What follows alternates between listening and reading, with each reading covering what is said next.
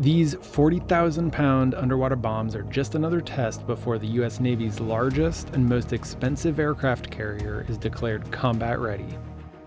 The USS Gerald R. Ford is the first in a new class of carriers with more firepower and a smaller crew. The previous class began service in 1975.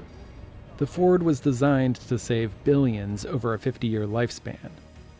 Still, the Ford was double the cost of the last carrier built, and it's been plagued with unexpected costs and delays. Just unclogging the toilets can cost $400,000. We went aboard the USS Ford to find out why America's most advanced aircraft carrier still can't be deployed nearly 2 decades after plans to build it began.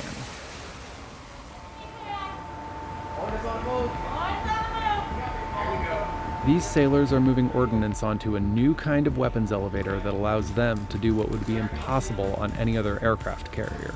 We're bypassing the mess deck area. We're completely independent.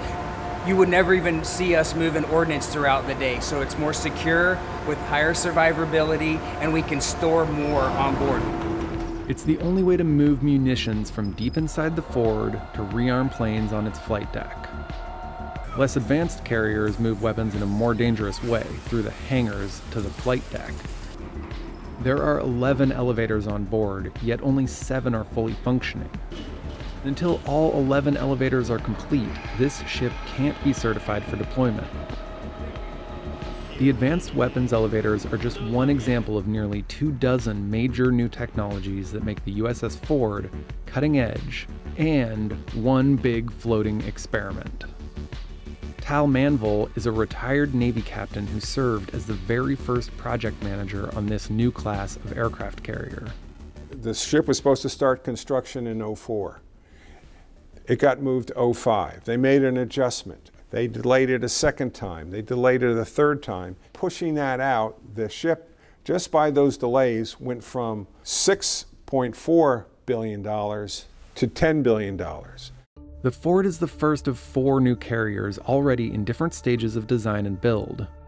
The Navy plans to replace the entire supercarrier fleet with Fords. U.S. law requires its Navy to operate 11 carriers at all times, but with all the delays, the U.S. is down to 10. The reason we have 11 is driven by the fact that the U.S. Navy is kind of a 2-ocean Navy, if you will. Of the 22 aircraft carriers in the world, half are American, while China, Italy, and the UK have just 2 each. This carrier class, if we build 10 or 11 or 12, could go easily into the 22nd century.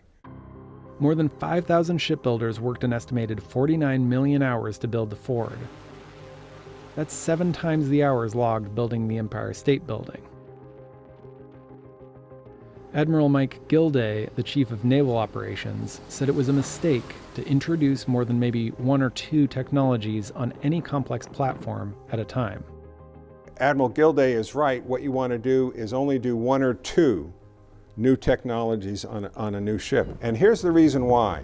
Ships are the only weapon that the prototype, the first of the class, goes to war on. The ship was christened in 2013. The Navy accepted delivery of the ship in 2017 without everything working as a way to stay under that year's budget requirements. 4 years later, the carrier's systems and technology are still being tested, and it won't be ready for deployment until 2022. So it can go to sea, pilots can take off and land, but the problems are still being ironed out before it's ready to go to war. It's pretty clear that putting this many new technologies onto one ship was a mistake from a program management perspective, because it did cause the program to be delayed. The delays and tests and fixes are so costly that every new piece of technology is over budget. 2 of the technologies that set the Ford apart from every other carrier are the aircraft takeoff and landing systems.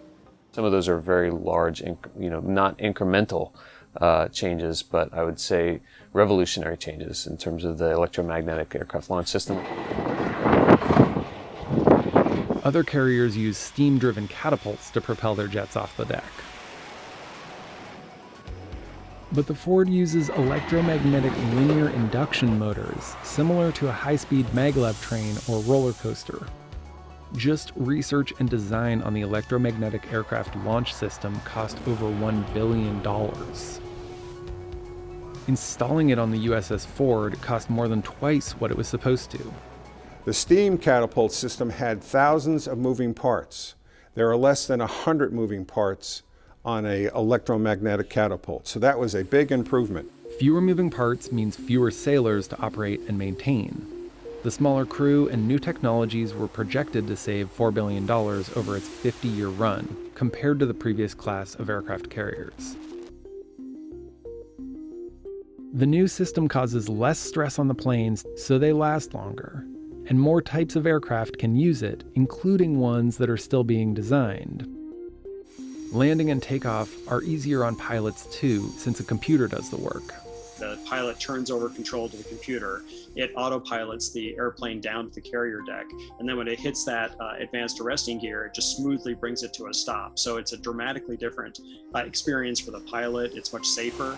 And then it's also going to make the airplane last longer. The Ford's computerized systems allow both lighter and heavier planes to take off and land, something that limited older carriers. The Ford's combination of new technologies means that a wider variety of aircraft can land on it. It's smoother arrestments for aircraft. That is our goal here on board for future of naval aviation, flying drones and F-35s. Oddly enough, the new launch system can't handle the newest fighter plane, so the Ford will need a retrofit to handle the F-35 stealth fighter. The next Ford-class carrier is under construction in the shipyard, but it's already being modified for the F-35 at an added cost of $315 million. Many of the Ford's delays can be traced back to politics. 5 American presidents over 2 decades weighed in on the planning and building of the Ford. The Department of Defense made the aircraft carrier program far more expensive than it needed to be. And you can take that to the bank. So far, the true cost of building this warhorse is $13.3 billion, a number that's increased nearly every year since construction began. Even the most basic of onboard functions can be eye-wateringly expensive. The ship has 750 toilets connected through vacuum pressure, like the system on commercial jets. When one toilet gets clogged, the whole system can be affected. The fix requires an acid flush that costs $400,000, and the Navy has said it doesn't know how often it will need to be done. The Navy changed its shipbuilding programs when the Ford's problems came up. It began designing and testing the takeoff systems on land in 2011, while the Ford was under construction. The advanced weapons elevators are also now being tested before installation. However, that program will only benefit the next Ford-class carrier. Built as a deterrent, the true value of the Ford is likely to be in the wars it helps prevent, rather than those it wages.